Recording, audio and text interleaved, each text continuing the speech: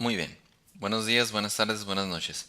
El video de esta ocasión va a resultar ser un poco corto, al menos eso creo, porque no es que no hubiera fuentes al respecto de este objeto, sino que la gran mayoría, o bueno, todas las que encontré y consulté, traían prácticamente la misma información y no es que no sea suficiente, sino que pues en comparación a otros videos u otros artefactos, pues sí, al parecer tuvo un origen o un inicio muy conciso, muy compacto, y ya de ahí pues se implementó este artilugio y ya con el paso del tiempo evolucionaría a lo que conocemos como, como su uso en otras aplicaciones, ¿sí? Y bueno, el inventor a quien se le acredita haber pues ideado o haberse ingeniado este objeto, esta cosa, es Roger Bacon, ¿sí? Un inglés, en el año 1250. Sí, esta persona, Roger Bacon, fue un filósofo, teólogo y fraile franciscano. Entonces, fue él quien vendría a idearse o a fabricar con su propia mano las primeras versiones de estos lentes, ¿sí? En el año 1266.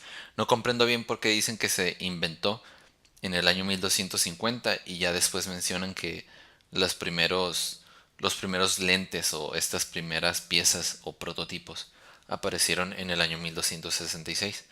No sé por qué lo ponen así, pero bueno, así es como venía en varias fuentes. Entonces, fue en el 1266 que se produjo esta cosa y ya años después, entre el año 1285 y 1300, fue que se le añadió un armazón. ¿Sí? Esto quiere decir que aproximadamente por 19 años estuvo el objeto así por sí solo, que hoy en día también se puede llegar a encontrar así, pero es más común encontrarlo con un armazón y pues ya siguiendo eso con un mango también para sujetarlo, ¿no? Y bueno, continuamos. En aquel entonces era muy común que este tipo de objetos fuera utilizado por relojeros, joyeros y mercaderes de tejidos. Sí, se podrán ir imaginando por qué es que este tipo de artesanos o de trabajadores, vaya, se les facilitó el uso de este nuevo objeto. Y ya fue hasta el siglo XIII, ¿sí? En Italia, que se comenzó a usar lo que era el pulido de cristales. ¿Sí? Antes no se había usado propiamente lo que era el cristal con el que estamos muy familiarizados. Se había usado lo que era el cuarzo y también lo que se conoce como agua marina.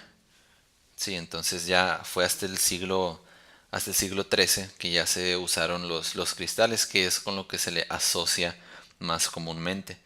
Sí, y bueno, como ya mencioné, esto vendría a ser prácticamente el inicio, la génesis de este artilugio, de este artefacto. Y ya es todo lo que viene apareciendo. ¿Qué se le podría considerar como parte del inicio, pero que al mismo tiempo, por obvias razones, no lo es?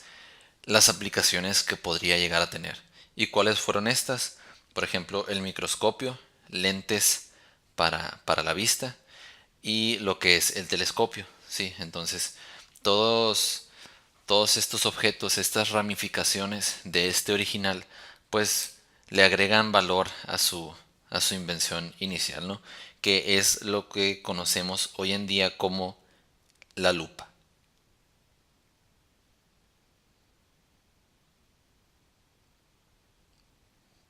Y bueno, ¿cuál es la forma que tiene la lupa? Sí, es algo muy común de imaginarse. No es tanto en sí el objeto en su totalidad lo que se le debería de considerar la lupa, sino más que nada el lente, sí, esta pieza de cristal que tiene forma de lenteja, sí, este objeto con sus dos lados convergentes, es un lente convergente. ¿Y qué es lo que provoca esto? Que dependiendo del tamaño del lente del cristal, pues genera en gran medida una corta distancia focal. ¿Sí? Esto va a tener bastante que ver con la imagen resultante que se genera al mirar a través de ella. Y pues es lo que viene siendo prácticamente todo el ingenio o el secreto, la maquinación detrás de lo que hace que funcione este objeto que conocemos como la lupa. ¿Sí? Porque es que una pieza de cristal así nos permite ver cosas más grandes a cierta distancia. Es por el aumento angular, ¿sí? Los grados de magnificación. Normalmente en un cristal, entre comillas, común y corriente, la luz, ¿sí? Pasa a través de este cristal de forma recta, ¿sí? Con algunas variaciones, pero no nada que pueda alterar una imagen en gran medida. Y lo que hace este aumento angular o estos grados de magnificación que ya mencioné es que distorsionan la imagen, pero la distorsionan agrandándola, ¿sí? Entonces, este es el secreto, esta es la magia, por así decirlo, detrás de lo que conocemos como la lupa. ¿Sí? Es esta modificación del funcionamiento, o bueno, no sé si se la pueda mencionar como funcionamiento, pero de la manera en la que la luz se comporta a través de un cristal. ¿Sí? Es esta alteración de la forma la que nos produce este nuevo artilugio. Y bueno, después de haber mencionado esto, se puede decir que las lupas pueden o no tener mango, ¿sí? Fue algo que ya había mencionado en la parte del principio. Y siempre que este cristal tenga un mayor diámetro, pues se tendrá una menor distancia focal.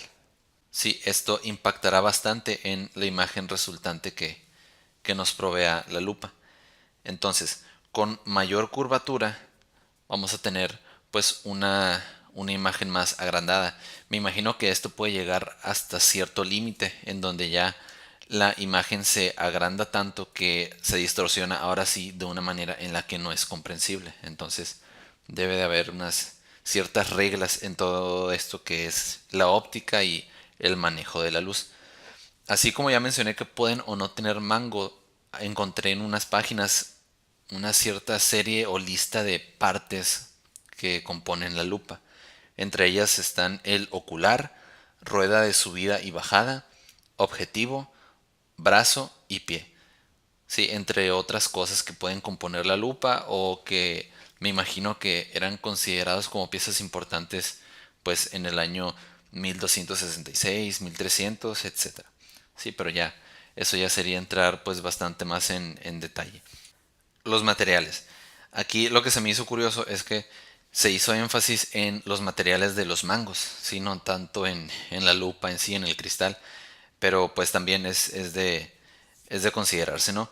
Los mangos antes se hacían de pues los materiales más comunes y rígidos que se tenían al alcance, que eran madera, hierro, plomo, ¿sí? El plomo muy pues nocivo, y cuero. El del cuero no lo entendí tanto. Me imagino que tal vez una lupa o más bien el lente venía amarrado de cierta manera como con una correa, y en el caso de que se tuviera que ver algo pequeño de una manera más grande pues ya se acercaba a los ojos, ¿no? Tal vez esta amalgama entre la lente y el cuero vendrían a ser los antecesores o los abuelos del lente o los lentes como los conocemos hoy en día, ¿no? Pero pues ya, eso sí que, quién sabe. Enfocándonos ahora sí un poco más con lo que son los cristales, tenemos el cuarzo y el agua marina, como ya los había mencionado. Y después ya tenemos lo que es el vidrio óptico, ¿sí? Esta técnica de pulido de cristales que le permitió a los italianos en el siglo XIII pues adelantarse un poco más en lo que era la producción de lupas. Pero este vidrio óptico tenía una desventaja, que se reventaba o se quebraba muy fácilmente.